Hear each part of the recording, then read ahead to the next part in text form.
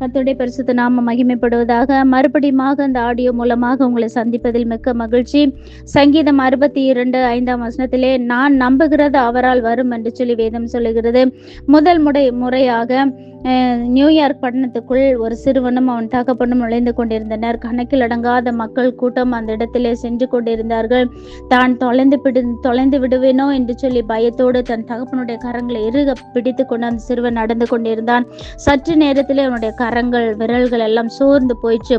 உடனே தன் தகப்பனிடத்திலே, அப்பா, என்னுடைய கரங்களை நீங்கள் பிடித்து கொள்ளுங்கள், என்னுடைய கரங்கள் பலன் இழந்து போயிடுச்சு, நீங்கள் என்னுடைய கரத்தை பிடித்து கொண்டால் எங்கும் நான் தொலைந்து போக மாட்டேன், பத்திரமாய் நாம் போய் சேருவோம் நம்முடைய வீட்டிற்கு என்று சொல்லி அவன் கூறினான். அருமையான தேவ பிள்ளைகளை, இந்த உலக பிரச்சனைகளும் உபத்திரவங்களும் நெருக்கங்களும் மக்கள் மூலமாக, சூழ்நிலைகள் மூலமாக, போராட்டங்கள் மூலமாக, பொருளாதாரத்தின் மூலமாக நம்ம நெருக்கி கொண்டிருக்கிற இந்த சூழ்நிலையில தகப்பனாகிய ஆண்டோடைய கரத்தை பிடித்து கொள்ளுங்கள், அவரை நம்புங்கள்.